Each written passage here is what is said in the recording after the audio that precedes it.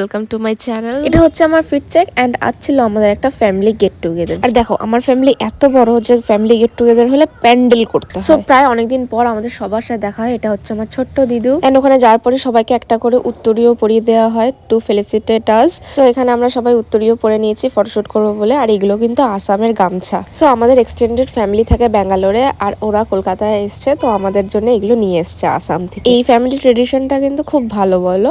দেন আমরা সহ পরিবারে একসাথে খেতে বসে পড়ি। আর এগুলো হচ্ছে আমার মিমিরা। তাও এখানে অনেকে মিসিং আছে।